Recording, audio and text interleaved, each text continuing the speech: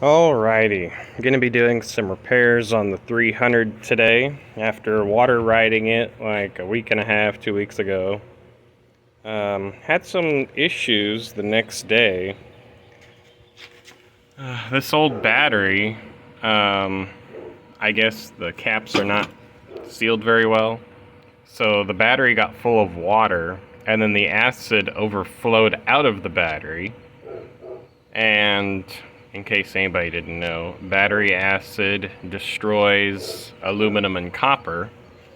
So all that battery acid water got into the fuse box and totally rotted the fuse tabs out of it. Like this one is for the 30 amp fuse, I believe, for the ECM and all.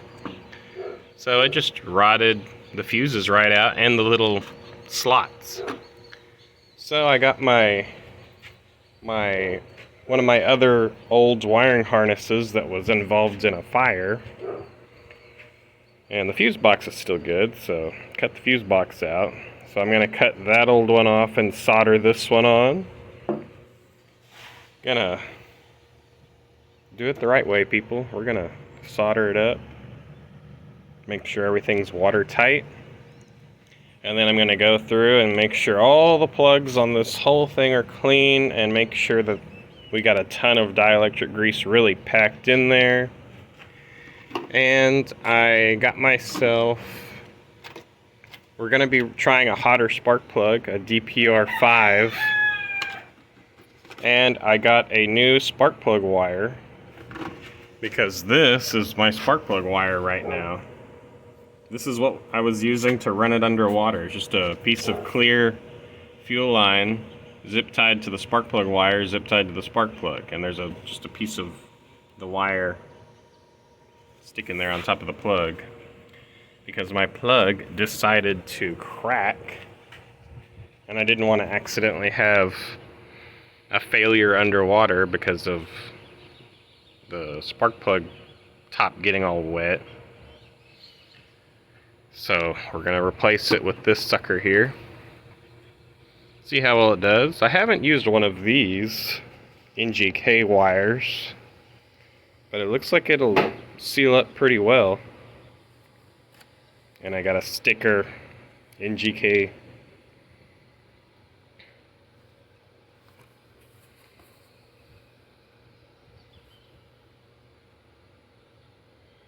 There you go. So we'll see what happens. See how she goes with a brand new wire, brand new spark plug, new fuse box, and just double and triple check all of my electrical connections and go from there. We'll be updating in a bit. Also going to be swapping out the 300 regulator for a, I don't even know what year it is. I think it's like a late model 14, 15, 16 420 regulator, which these holes do line up.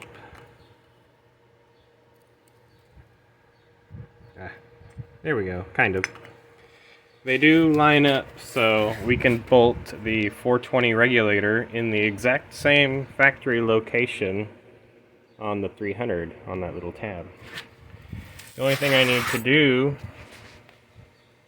is basically we're going to cut both of these pigtails off because these two, the green and the blue, are already spliced into the 420. This is actually a 420 stator pigtail. Or no, wait, I think I got this one off of a 350 Rancher. Like, this piece here is off of a 350 Rancher. And the plugs are in the same place as a 420. So I'm going to redo this. We're going to cut these plugs off here and splice them into this 350 Rancher stator pigtail to plug into the 420 harness plug. Because I just had these stuck in the 420 plug, and as you can see, it's getting corroded. So that's why we're doing the swap to the 420 regulator. That way we have nice thick rubber seals inside everything to keep the water out of the electronics, just to keep the system as reliable as possible. Here in South Texas, pretty much all of our water has a little bit of salt in it. So if you let it sit, it's going to get all rusted and corroded. So every time I run this bike in the water, I have to wash it off. That way it doesn't get all rusty. And that's another reason why we're doing this. That way we can make sure everything is sealed. Because like these old plugs here, see how they're turning green inside? Because they don't have a seal. They're just an open plastic plug. So we'll do this, and later on today we'll be testing out the system. I got the new fuse box wired in. Just need to get our 12 volts connected here to the battery. I got another battery here that I put some gasket maker on the top to seal it up. That way water doesn't go in and push the acid out. Gonna clean the air box out, change the oil, and do a nice water ride video. And I'm also gonna vent the gas cap. I'm gonna put a barb on this sucker. That way we can go deep. Quick note, the 300s, they have 4 charging wires, and then the later model ones only have 3. Now, one of these is for power to the CDI box, I think. I am way too lazy to go dig through an old 300 harness, but judging by how it was on the green plug, I'm assuming it's CDI power. Now, what I did was I put 2 of the yellow ones together into one of the 3 big yellow ones for the 420 plug. So that way we make sure we got full power coming out of the stator. Okay, I popped the top off of the gas cap. I got this little fender insert piece that we're gonna slip over this drill bit, and then we're gonna weld that insert on top of that, and that way we can put fuel line on it. Okay, it's all welded up, and it's painted the wrong shade of blue, that way it looks horrible. And I made sure to leave an excessive amount of welding slag. That way people know that some sloppy guy did it.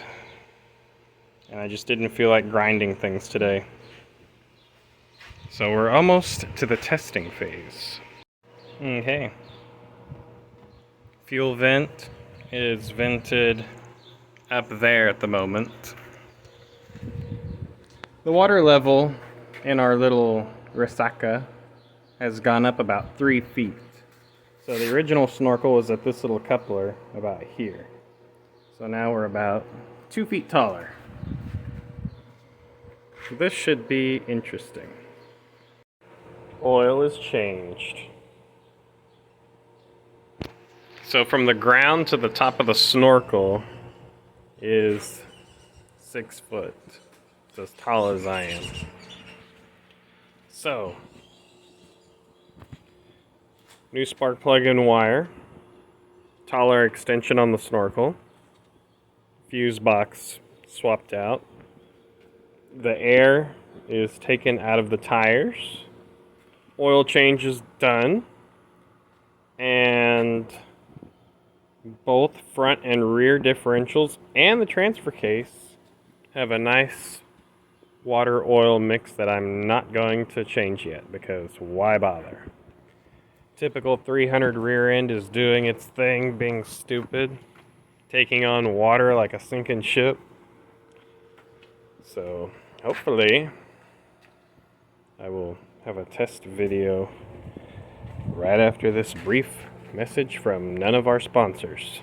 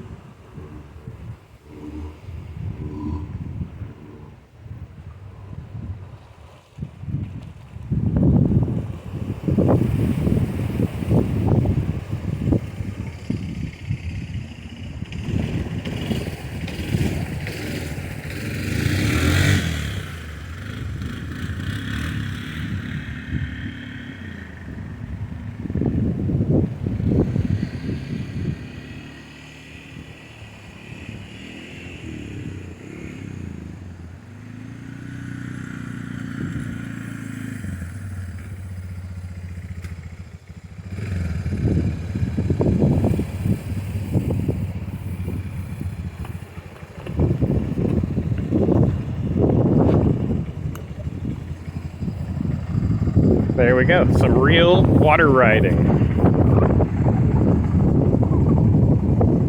Up to just past the little joint right here. So that's like 4.5 feet. 4 foot, 4.5. I definitely need better tires. These tires do not do very good with water and about 1 foot of gooey mud at the bottom.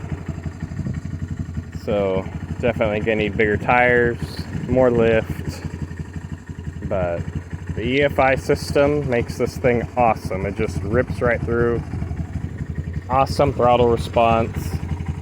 It pops water wheelies way too easy. So far so good. My vented gas cap running up with the snorkel for now. Not sure how I'm gonna route it. I don't want to put it in the airbox because in case the bike backfires, I don't want a flame hitting vapor from the tank and set the thing on fire, blow the bike up. That'd be weird. So I'm not sure what I'm gonna do about that yet. But there we go. The first time truly sending the fuel injected 300 deep, and it did awesome. It didn't even try to die. This is all gonna be an unedited water riding section of the video, because just to show that it literally did nothing wrong. It runs and drives awesome. So next thing will be, I think I'm gonna do some Kawasaki differentials because they're geared to like 430. 300, as everybody knows, is 380 gear ratio. Kawasaki, I think, is 430 and super beefy. So that's the next project. We're gonna put Kawasaki differentials, and we might do away with the little transfer case on the front. And we'll just start building this thing more and more and see how far we go. Maybe do some kind of custom lift, like maybe a 6-inch or 8-inch lift and some 30s or 33s or something.